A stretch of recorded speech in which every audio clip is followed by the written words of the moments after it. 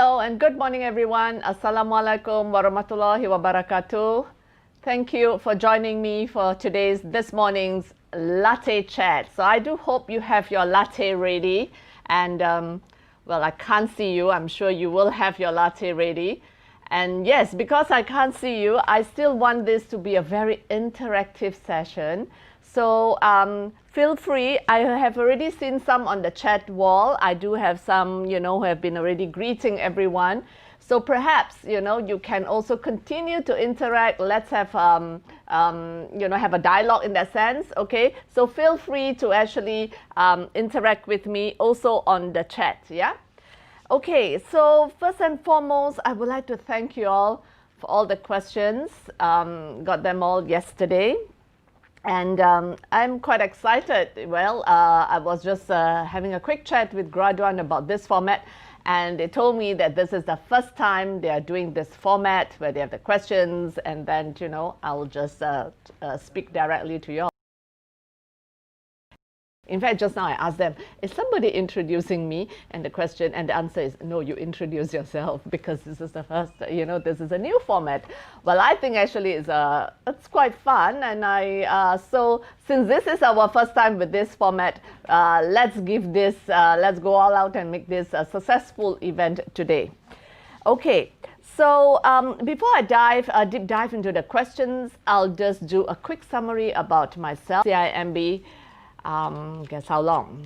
29 years and 9 months, and that's not my age, okay? That's how long I have been with CIMB. Now, close to 30 years with CIMB. I am retiring next month. 31st October will be my last day with CIMB. Yes, close to 30 years with CIMB, but it's not just HR alone. I have done a couple of things. I've been exposed to different roles as well in CIMB. I have, yes, people know me for HR, but I have a stint where I also have an oversight, was also overseeing admin and property management.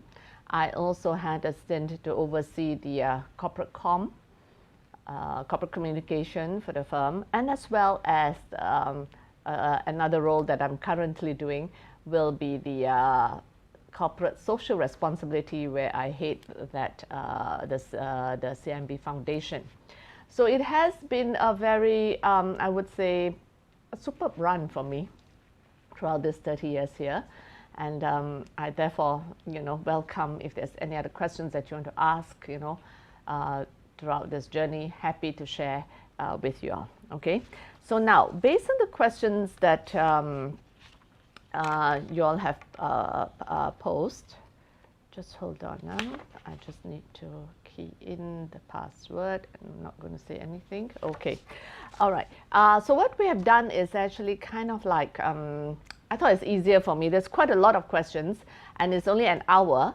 I will attempt to address all questions, and therefore to do that will be to cluster them so that I will not be answering in the sense question by question, but all those questions which is around the same kind of bucket, then it will just be one answer, yeah, one response with all of you. Okay, so if I can start to roll with my the first set of questions.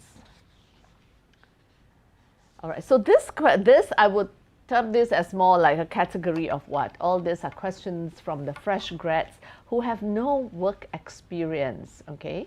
So again, as I said, I will not be reading through all the questions, but generally it's along the line about giving some tips, advice for all of the fresh grads where you don't have work experience, and, and how do you, what guidance can I give all of you?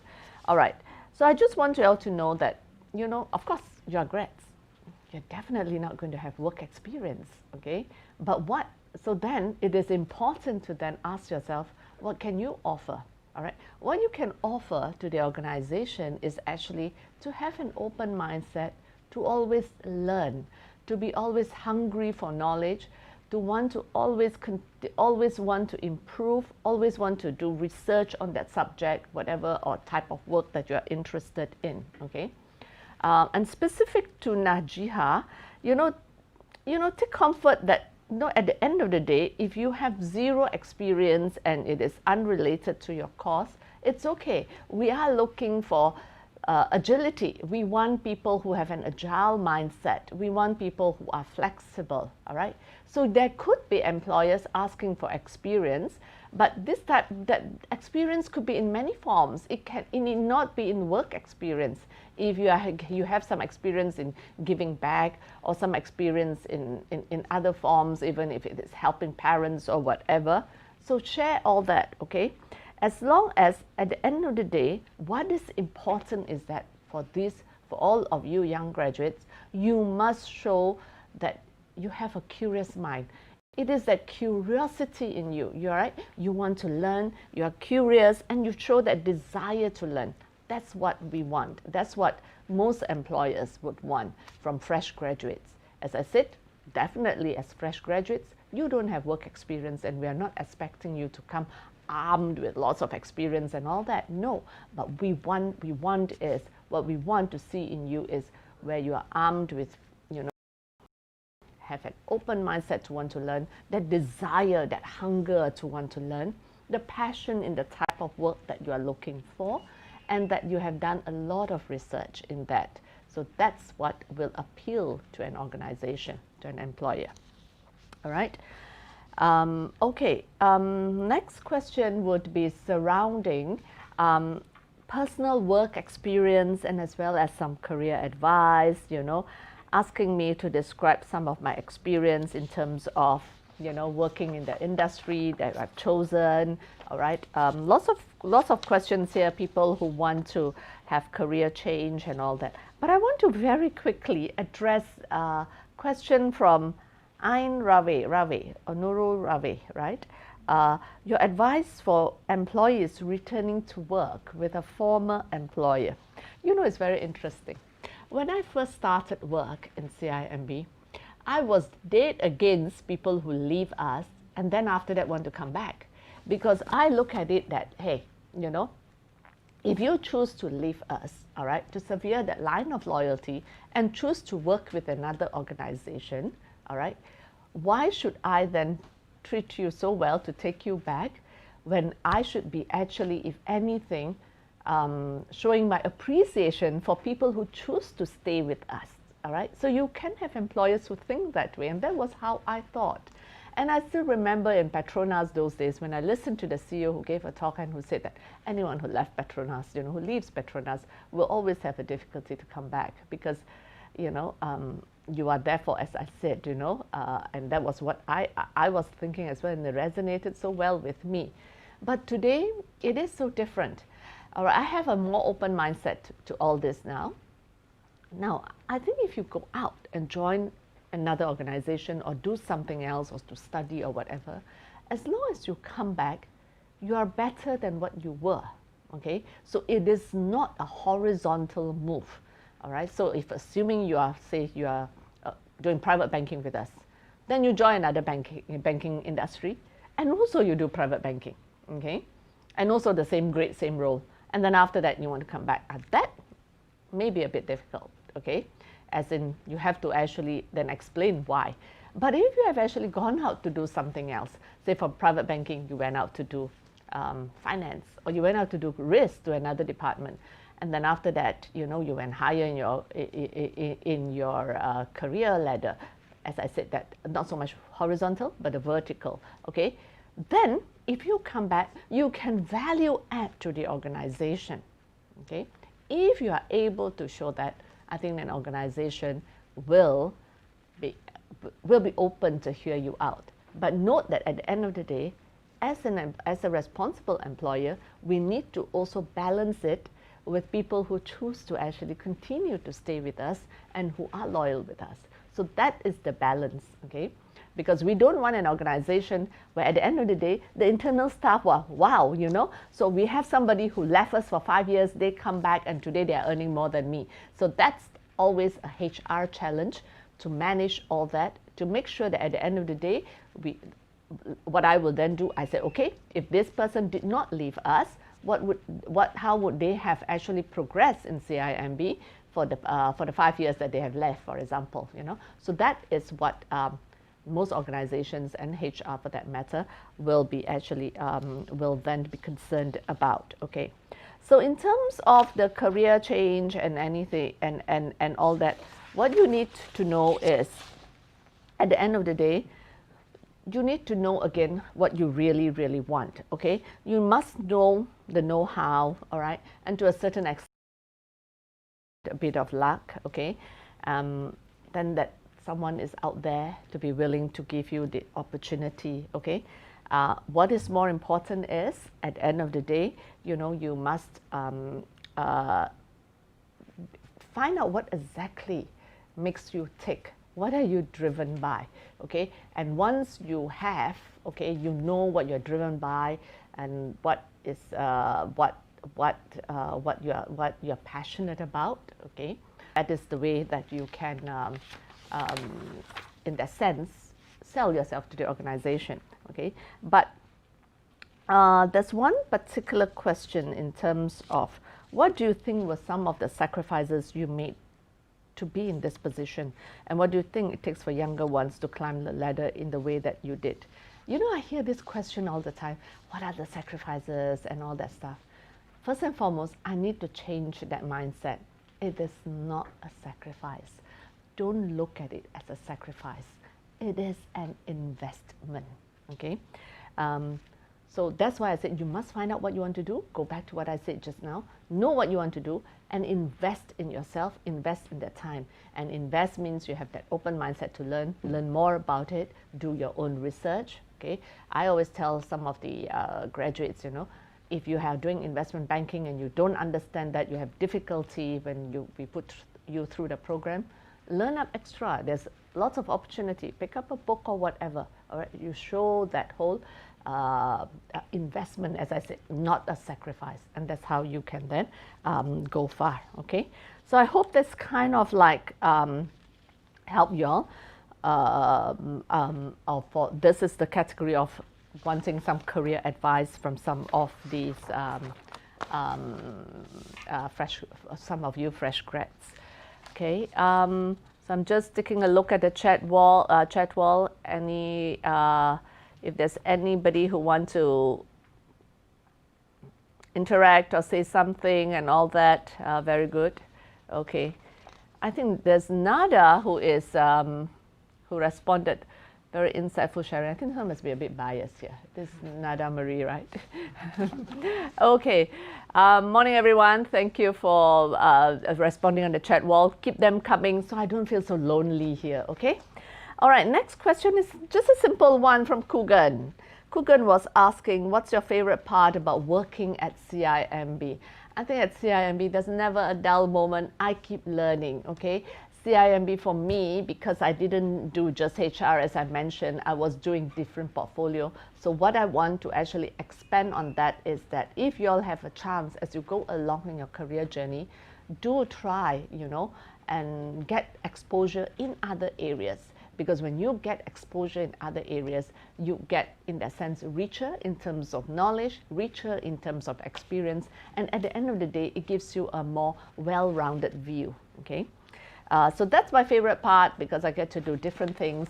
So all in all, you know, it's very enriching for me, and therefore, you know, there's a lot of diversity in the work that I do, diversity in the people that I meet, diversity in the networking, you know, and it's so, as I said, the whole thing just makes it so enriching and so encompassing. And I would want that, want all of you all to go through that journey. So don't stick to one job, one particular department, one particular area, but don't, at the same time, don't just move like a rolling stone. Rolling stone gathers no moss. Not just, you don't just like after 1 year and 2 years and you want to flip, you know. Make sure whatever that you do, whichever department you are in, whatever role that you do, be the best in what you are doing. All right, be the best in that, in whatever that you're entrusted with. And once you have learned, you know, enough of that, feel free to move on if you want to do other things. Okay, and to continue learning. Okay, all right. Next one is on some personal changes. Okay. And this is many people's favorite question about how do you manage work commitments and achieving your personal goals, you know. A very good question, especially for women, because women, we have so many roles to take care of, right, to do, right? Okay, so along with it, there's another question about how all these challenges that we face in handling issues, you know, when we made up, when today, and anywhere that you go, you will have in an organization is made up of different generations, right? So, okay, the first one on work commitments, at the end of the day, I will not claim the success is all mine, okay? You need to have support. So I'm glad that I have, when I first started, of course, when we first started, we don't have all these flexible work arrangements, we don't have child care center. All this were unheard of, or 6 months maternity leave and all that was so unheard of. So I have to rely a lot on internal support, okay, from my home members, my family members, my mom and all that. But you know what I did? My kids were very, very young then, okay, just 1 year apart. It was almost like taking care of twins. So I said, what do? I want my job, all right, I want a career, because I feel that women, at the end of the day, you can actually have both if you manage your priorities properly. So what I do is then, and yet I don't want my mates to only, my kids to only grow up with mates, right? So what I used to do is to engage all these university students who were open to do some work, okay, part-time work. So I call them, I give them very chunky titles, you know, that must be my HR background. So I call them governors, okay. So I have all this, a pool of university students. My first one I started was somebody from University Malaya. She was doing English. So she came, you know, so every day after work, after school, you know, she will be there to actually manage my kids, okay. So I was able to then focus on work, and then when I come back, I know that their work is done, their homework and everything is all addressed, they have their proper meals and all that, and I just reward them with hugs and kisses and spend real quality time as a family. Not about coming back and do you do your homework, do you do this, blah, blah, blah, all that, all right? So I think you need to know, you need to prioritize, and you need to then find what is the right solutions. For you all today, for today's generation, you all are a whole lot luckier. There's all these flexible work arrangements. A lot of organizations are providing childcare for those who are married and have young family. All right, the next one is then, of course, experience in HR managing a workforce made of staff of different generations. You know, at the end of the day, yes, we keep saying different generations and all that. But to me, it is still a mindset issue, okay? There could be, you know, my husband is much older than me, but I think he is definitely a whole lot more technologically savvy than me, all right? Because he picked up so fast, okay? He can do presentation, whip up all sorts of different format, different presentation and all that, right? Even much faster than me, okay? So at the end of the day, it is not about, I don't think we should be so concerned about generation. At the end of the day, whichever generation that you are, it is about the mindset.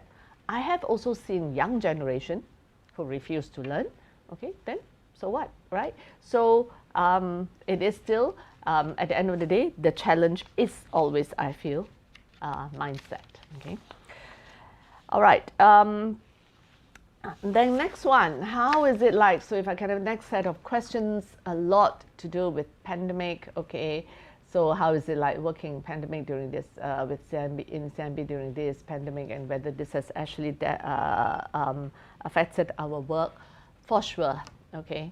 It has actually affected our work, but guess what? It has accelerated a lot of our HR plans. You know, we wanted to tell everybody, okay, prepare yourself, 4th IR is coming. Okay, learn up all these skills. You are going to work with robots, you're going to work with machines, and people are still that, yeah, fine, it is coming, but I think I still have time. But thanks to this pandemic, it is like immediate overnight, and everybody realized, hey, it can be for real. So today, if anything, we are pushing for them the need to upskill themselves, the need to reskill themselves. So that is the positive part of this pandemic. Of course, there's a lot that we need to learn from now. As a start, we need to learn to house this pandemic. with this virus until such time a vaccine is found, or there are more, ways of addressing this health issue. But otherwise, we need to learn to coexist. So we are just observing all the necessary protocols, all the social distancing, SOPs and all that. But in terms of continuing with our plans and all that stuff, it is still as normal. The only thing that we need to prepare a little bit more work, or rather a bit more attention, is the culture part, because people are now working from home. They don't see each other so often. And my concern is actually more the graduates or those who are working, who has just joined the workforce for a year or two, because now you're just working from home. You don't see people, you don't mingle with people, you don't have collaboration or interaction with your peers or even with other members from other teams and all that. So that, if anything, is a little bit lost. So I think this is the other side of the pandemic, which we all be a little bit more mindful about. Otherwise, I do feel that some of the graduates, and I do know this for a fact, some of them are getting restless because you don't see your boss as often as you do, and you do not know where you stand. Are you doing it right? Everything. But in all virus, in all crisis, at the end of the day, we will all come out from this. But when we come out from this virus, it is what we learn from this, and how, and from what we learn, then how can we then actually move on. In my journey, 30 over years, I have seen so many crises. From when I first started, Penel crisis, those days, Penn Electric crisis, that asked for the closure of the stockbroking firm. And guess what? A lot of graduates didn't have work. And I started working then, and we were just paying graduates as just $700, that kind of thing. And and there was an instruction at that time. I still remember that all banks then will need to hire some graduates and all that, but we're just paying them very little. And then as you move on, there's just so many crises. Asian financial crisis, subprime crisis, we have to come up with solutions like subprime crisis. We just didn't have work to do, didn't have deals, but we wanted our staff with us, so we turned problems into opportunities, and we came up with, until today, our all-time favorite policy, HR policy, the Staff Rejuvenation Program. So at that time, we said, okay, we didn't have deals, we didn't have work, but go ahead, we said, take time off. It's an unpaid leave, 6 months or 1 year, do what you need to do. But the work is still here when the economy comes back. The job is still yours, the role is still yours. When everything comes back to normal, when everything resumes to normal. And so that's what we did. So I think it depends again as to each stage of the organization, where they are, and you can actually come up with creative solutions to help as you sail through this crisis. Okay, so next one is on the perception on OKU, okay? You have difficulty applying for jobs in other countries, in other companies and all that. What are my views when it comes to hiring PWD? No, at the end of the day, it's about diversity, and everyone should actually have an opportunity themselves, okay? Whatever you are, all right? So I just want you to know that at CIMB, we do, okay? The last one that I have actually worked out, I have a collaboration with, is with the Gamuda Enabling Company, Academy, where we do take in people with autism spectrum, okay? And once Gamuda has actually trained them and all that, we have actually been recruiting them because we feel that they also have an equal chance, okay, to work, to be independent, and of course, to be able to earn on their own. So feel free to write into us, okay, Andrew? All right. My retirement plans, that was my next question in terms of retirement plans. You know what? Why don't I give you all some suspense and watch out? But everyone who asked me that, I said there's one job I have not done. Since I finished studying, and since I've been working for the past 30 years, and before that in another bank. So I've been working since I was a child until now. So that's just one job I have not done. And I would really like to do that job, and I just hope somebody doesn't freak out. And that's to be a housewife. I haven't done a housewife job yet, you know. Let's see how long I last. Okay, so, but otherwise, of course, I'm also on boards. I'm already on 3 boards as of now. I'm on board on Maxis, I'm with Nestle. I've also recently been appointed to the board of Majelis Sukan Negara. So this 3 is going to keep me pretty busy. So I really want to do my level best as a board member and as a housewife for now. Okay, so we shall see. All right, skill set and characteristics, you know, what beyond the hard skills, what are the soft skills and all that, the 3 characteristics. I always, wherever I go, I always tell people these are the 3 qualities we look at. 1 will be IQ, intelligence, okay? So that's very important. It's given, okay? To survive in today's world, you definitely need to have that IQ. And when I talk about IQ, I'm just not talking about academic achievement as well. It could be in whatever that you do and all that, all right? So there must be intelligence, okay? Next is energy, especially for all of you. Today, it's 24/7, okay? Like it or not, all right? You are contactable at all time. You're online all time, all right? So you need to have that energy. You need to know how to pace yourself and all that stuff. That energy is so important. And the third one is about integrity. In anything that you do, it's always about integrity.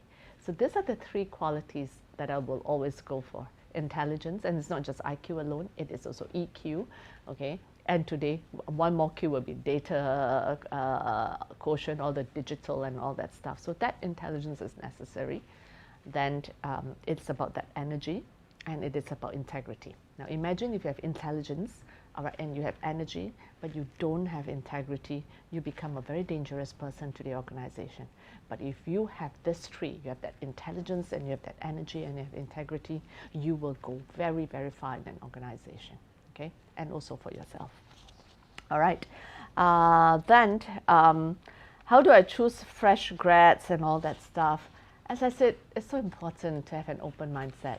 So for me, when I interview fresh grads, I know most of the grads will come in with very scripted answers. Okay? They probably would have done a lot of research on CIMB, a lot of research on all these, the roles that's available or they are applying for. But you know what? I will end up throwing some curveballs at them because I want to see how agile they are. I want to see how quick they are in terms of thinking on their feet. I also want to know, as I said, that curiosity, whether they're curious and all that. So I will have different ways to check, but as I said, you know, it's not just about that academic achievement. It is not just about that organization. It is more than that, that open mindset, that willingness, that hunger, and that curiosity to want to learn. All right, and so that would be in terms of the skill set. And one question a lot on about CIMB. What makes CIMB different from other banking institutions? What is the work culture like? And what are my views on work-life balance? You know, at the end of the day, CIMB is not that different from other banking institutions in terms of products, in terms of services that we offer. We're almost all the same. You want to apply for a credit card, it's not just CIMB. You can go to so many other banks for it. But what we want to achieve, where we are a little bit different, it is to provide always superior customer service to our customers, where we go the extra mile, where we think ahead for them, where we help them plan ahead. So that's how we want to differentiate ourselves. And it is, of course, a work in progress. You can't change overnight. And of course, CIMB is also trying to, we are building ourselves as an ASEAN bank. Okay, so which means to say that if you bank with us, if you have a facility with us in any way that you travel, you know, across all ASEAN, we are always there with you and for you. And that's that differentiation that we want to have, okay? Work culture, the office there is really pretty. It's not just being pretty. I think the what we want to have is actually a conducive work environment for everyone. So it is about, we want to encourage the open-mindedness. So our space is done such that we have a lot of collaboration spaces. Okay, we want people to really at all times be always interacting with each other, engaging with one another, collaborating with one another. In fact, what we have done is that we have landed on 3 critical behaviors for all CIMBians to live and breathe. Okay, so that is how we want to make sure that we are different from others. Okay, so the first behavior is about going the extra mile for our customers, because we are here, we exist because of our customers. We are in a customer service industry. Okay, and then the next one is respecting. I think respect is so important, respecting each other. Even though if we do not know each other, as a human being, we should respect one another. So respecting, engaging openly, and work with each other. And the third behavior is about recognizing each other's effort and always backing each other up. All right. So like today, for example, me coming in for this session, you know, my team will really back me up, making sure from a simple thing of getting my latte with almond milk that I like from Starbucks. Okay, don't be disguised by this CIMB mug, but actually it's inside is just it's still Starbucks, my favorite Starbucks coffee. Okay, so they make sure that the chair is the right height and all that stuff, you know. So there's a lot of things that we do to back each other up, and we do that all the time. So you imagine if you have an office where you walk in, you know what you want to do, which is to go for to do what is best for the customers, and you respect one another. Okay, you show a lot of care. So it's like a home. Okay, and if your office is your second home, it makes it so much easier for you to get up and want to go to work. All right. And that's what we hope to achieve at CIMB. All right, career opportunities, creative department. Yeah, I won't say it's a creative department. It is, in anything that we do, especially in the products and all that stuff, we want to be creative, okay? We want to come up with, like for example, we came up with a 1-minute home financing, 1-minute mortgage loan. All right, so all this is the creativity that we look for. So actually in all parts of our work, there is always a need for creativity. So innovation, creativity is something that we will always be open to. Of course, today our competition is not just banks alone, it is also coming from non-banks. So with that, what we also have is that creativity where we want for people to venture outside banking itself. All right, so we do a lot of partnerships with N Financial, Lazada, and all that stuff. You know, so that's also the other side of that creativity that we look at as well. Okay, next one is about on inspiration. What inspires? What? Actually, it's, I would say instead of what inspires me, it will be who inspires me. First and foremost will be the family. The family really inspires me. You know, you look at your children and you say that, you know, you want to do the best for them, to be there for them, to guide them and to nurture them. And the spouse that you have chosen, all right, also inspires you because, you know, we went to the union knowing what, you know, we have our goals, you know, to achieve, you know, our plans and our hopes and all that stuff, you know. So all this, at the end of the day, I feel is actually is what inspires me. People who matter to me, okay, and not forgetting my other family members. All right, they are there for you when you fall, when you fail, and you know, in your journey, you're bound to make mistakes, okay. You know, have failures as well, but it will be at the end of the day your family who will stand with you. So these are the one at the end of the day who really inspire me, okay. In my family, you know, it starts even with my mom. My mom came from China, all right. My father passed away. I was close to 3. She had 4 children to take care of. She's not educated, doesn't come from a rich family. We all struggled together, each and every one of us, okay, had our challenges. Okay, my mom will do all sorts of odd jobs just to put food on the table for us. Okay, she does a laborer's job. Today, yes, you have all these foreign workers, but those days she will be there out there at the construction site and all that, more as a laborer. And then when she finished that, she'll to do the ironing of all this uniforms. She comes back and she continues. She's a seamstress as well, and she will then do all the sewing. And then during that time, she also actually planted a lot of vegetables. And then we will then be there during weekends. I used to sell long beans at the market myself, you know. So we do all sorts of things, and you know, and I know my mom had her fair share of suitors, but she always told us that, you know, I promise your father that, you know, you all are important, and that's what she did. Okay, so I've got lots of, you know, admiration for my mother. And when we were going through all that, guess what? I was also inspired by my elder sister, who was a beauty queen herself. She once was a Miss Malaysia way back in 1976. And how did we end up being that? Okay, because we wanted so many things. You know, when we first started, there was a beauty contest, Tin Princess, that has a rice cooker.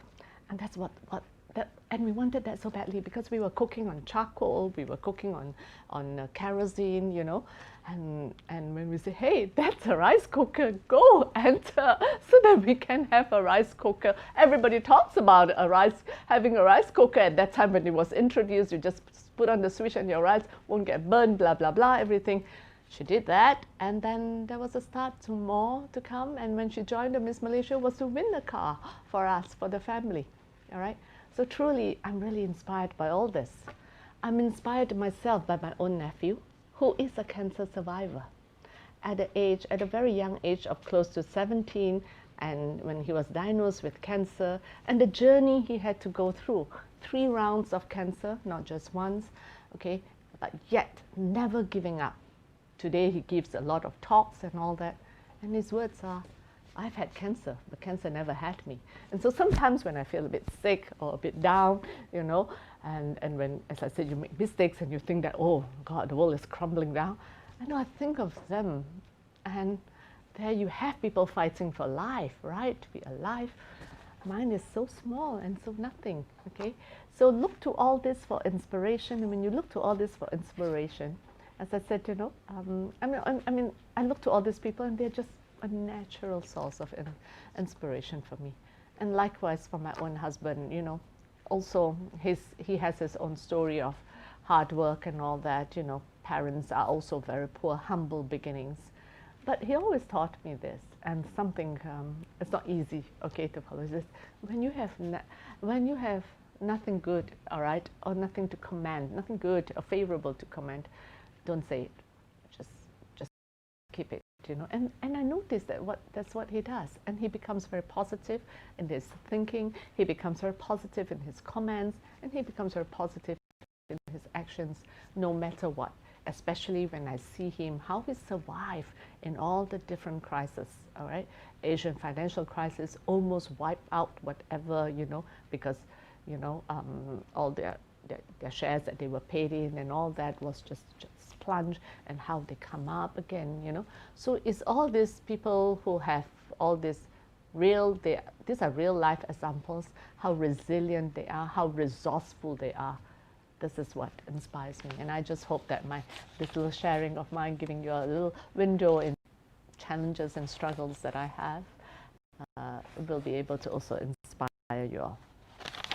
All right, and then next one is some general questions there about what is the best way to fund for the studies, CLP or ACCA. First and foremost, well done of thinking of wanting to acquire more knowledge, to learn a bit more and all that stuff. At CIMB, we do offer that, and I do not know about, I'm sure there are some organizations out there too. So by all means, please explore. CIMB, just for you all to know, is that we are an approved training employer for both ICAW and ACCA as well. So find out, do a little bit more research if once you want to acquire more knowledge, to learn something new, and then check with organizations who offer all this, and please go ahead, all right? Don't stop learning. So this is so good, okay? And look for organizations who can help fund you, and otherwise, you know, find other ways, but keep on learning. That's a very, very good question, a good trait, okay?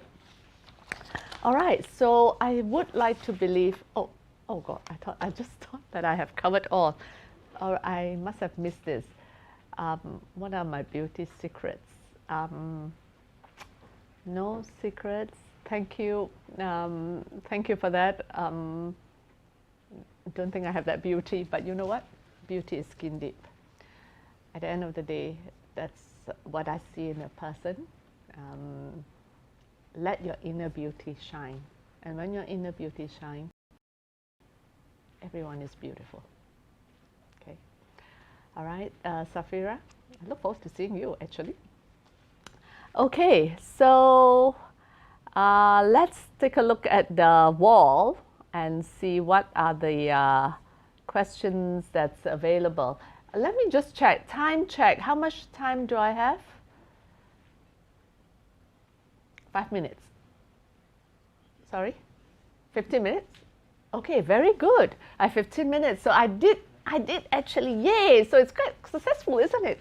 I did actually manage to cover most of the questions. I hope that the responses were relevant to all the questions as posed, but otherwise, happy to see, happy to also address more questions on the wall. So Xing Wei, thanks for sharing thus far, but curious on how have your mentors, sorry, where was it? I was halfway, hold on, I was reading that.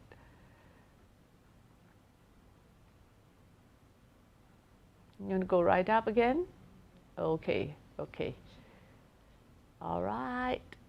Okay. And you all can see at the chat wall there, I have my colleague Mona doing hard sell, asking you all to drop your CV. So yes, I shall echo that. Please do feel free to drop us your CV. We are always looking at fresh graduates with, as I said, intelligence, with energy and integrity. Okay? And for real, this is not commercial break, okay? All right, let's move on to the questions on the wall. Okay, I'm going to read them. So hang on, somebody's managing that. Okay, so Xing Wei, don't move, just don't move, stay there. Just now I was already on that. Xing Wei, I was halfway reading. Can you, oh, sorry, I'm just talking to my colleagues here, there. Okay, just stop, yeah. So thanks for your sharing thus far, but curious on how have your mentors impacted you both professionally and personally? Thank you. My mentors, okay, so what I shared just now was people who inspire me and all that. My mentors, I owe my success to, yes. Incidentally, all my mentors are guys, okay? So my very first mentor, Mr. Gan Sujin, was the CEO of CIMB Securities. Then he actually gave me a chance to work to actually start up the personnel department, the HR department. Then it was called as personnel. When I was just 28 years old, all right. At 28 years old, he trusted me enough to start the HR department, or at that time it's called the personnel department, allowed me to build my team and all that. And at that time I joined, it was a booming stockbroking industry. It was very, and I didn't know anything about stockbroking on top of that, because my previous job was in the bank. And I was like, you know, I can't believe it. If somebody believes in you so much, I feel that the least that I could do is also to believe in myself. So that's what he did as a mentor. And he was a tough mentor. You know, I wanted to, at that time when I joined CIMB Securities, I was tasked to grow more dealers and remisiers and all that, because we didn't have it. It was a booming market. We need more, okay? So I said, okay, I'll start a trainee dealers program with fresh grads. Guess what? All the fresh graduates, people who are interested to learn stockbroking, all that, to be a dealer, institutional dealer, and all that. So I dropped this whole concept, this whole scheme, framework and everything, and went to see him. And I told him, this is what I plan, blah, blah, blah, you know. And then I said, starting pay will be, I still remember, 2002. And then he just looked at the papers, and then he asked me, why 2002? Why not 2001? You know, think again. And that's it. Then I walked out, I was so frustrated. I put in so much work in my whole framework. And all you picked up was just, why not 2002? Why not 2001? Why not 2003? Why 2002? Okay? And I was really frustrated. But you know what? Because of that, and of course many other similar occasions, what he actually was trying to teach me was I should think thoroughly, all right? I cannot be just plucking a number from thin air, okay? Propose, there must be a reason for it. I must I must be able to justify it. I must be able to look at the pros and the cons, okay? So after that, I came back with a much better paper, a more detailed, I would say. The calculations were a whole lot clearer. And guess what? We started with 2000. Actually, I don't need to pay 2002. Okay, and once they've completed, then we moved the salary a whole lot higher to 2005 and all that. Okay, so very interesting mentor I have in him. Then I have another mentor after he left. He went on to do a full-time dealing. Dato Shukri. Dato Shukri came and then was managing CIMB Securities, and he was the one I owe it to for giving me a chance to try out admin and property management. We were moving to a new building with CIMB, the mother. We were the subsidiary, so they needed a rep to represent the securities, and we were all so busy. Then he said, Hamida, you go and do that. But I said, Dato Shukri, I don't have any formal education on all this, you know, and then no exposure, no training. You will be able to learn, you know, as long as you have the right mindset. So and I went, and when my very first meeting, it was a room dominated by men, all men. Wow, I felt really, really intimidated, okay, and then very experienced. And really, I didn't know anything, okay, anything about building management, anything about the whole thing, all right? But it was a real learning curve, a steep learning curve. I learned about AS400, what the trading systems were. I learned about the PABX system. I learned about all the wiring, you know, the telecom lines. I learned about carpets. Whether it's roll carpet or it is carpet tiles, the yarn of the carpets, if it's for boardroom, all right, what is the thickness that you need, you know, if it's for high traffic and all that stuff, okay, so raised flooring, everything. So it goes back to what I said just now, all right, you need to be agile, all right, and you need to have an open mind. If Dato Shukri has not given me that chance to learn something, all right, to try something new, I would just be still very, very fixed and have a very narrow perspective on just HR, okay? And coming back to that, you know, so we then came to that big move where we have to cut over from the old building to the new building. Everything was just chaotic. Dato Shukri came, okay, to check, and I was like almost in tears because everything was just like, you know, AS400, we were just testing it.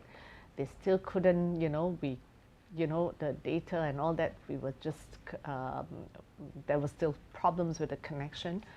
And I was worried sick because the following day, trading starts, it's live, okay? And the market will start trading at 8 a.m. And that was 10 o'clock at night, and we are still stuck.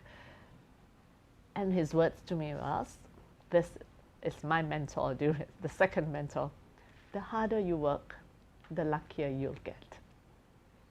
We worked 10 p.m. all the way right until 3 or 4 a.m. And finally, when the vendor was saying, okay, all in order. I don't know anything, but I didn't want to go back. I just was with them, just to watch them, all right, just to make sure if there's any help that they need. It meant running out to buy teh tarik for them, just to keep them awake. I did all that I could. But I tell you, when they told about 3 a.m. or 4 a.m., I still remember, and then Alex Cheong, who was the head of IT then, we almost jumped for joy that everything is what there is now, is to pray and make sure that the market goes live, everything is in order. Went back, just showered a few hours, you know, I've never prayed so hard ever in my life, okay, came back to work, okay, and yes, everything was okay. And that was when I just recently had dinner with Dato Shukri, and we were just recalling all this because he was welcoming me to join him as a CIMB alumni. And I said, I remember your words, okay? And in Dato Shukri, I learned another very important thing for HR, which is human compassion.